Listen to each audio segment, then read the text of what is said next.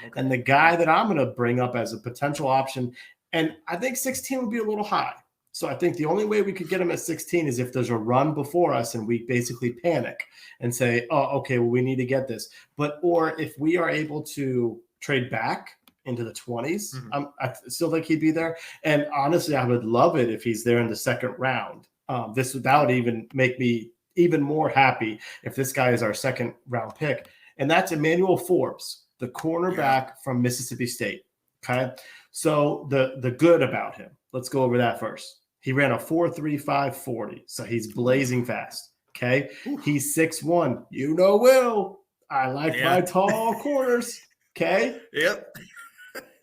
Let's talk about the really concerned about him. He right now dripping wet is about 166, 168 pounds. Okay. Yeah. That's concerning. That's very concerning. But now I'm going to go back to the good about him.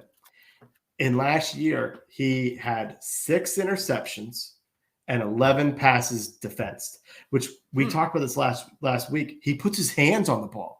He's not just giving good coverage. He puts his hands on the ball. And in 2020, he had 5 interceptions. So it wasn't just his final season in college. He played well. He came out and in the beginning and was like that. Part of that with his interceptions, there were a few times that he said, there were a couple tips and whatnot, but he also said, we watched film. As soon as I saw the receiver do this on his break, I knew what was happening and I jumped the route. So he's a smart player out there.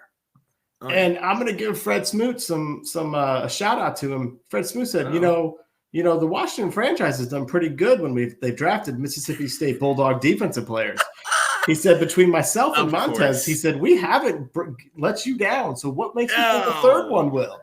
Oh, of course. And I think, honestly, and Smoot talks about the fact he's like, okay, so you got this defensive line that puts pressure on. What are we missing right now from our corners? It's a ball hawker. It's a guy who makes turnovers. Look at that Dallas game when Kendall Fuller had a pick 6. Look at the game against the Texans where Kendall Fuller out because of a pick 6. If you get a guy who can do that, who can flip the field, it's going to make life a lot easier on that offense, a lot easier on Sam Howell. And so that's what has me interested in him. Nathan asked that high. Like I said, I would be shocked if he goes at 16, but he could be if we trade back a little bit, ultimately if he's in the second round, I think that's a great pick. But potentially, a trade back if he's going to be a first rounder.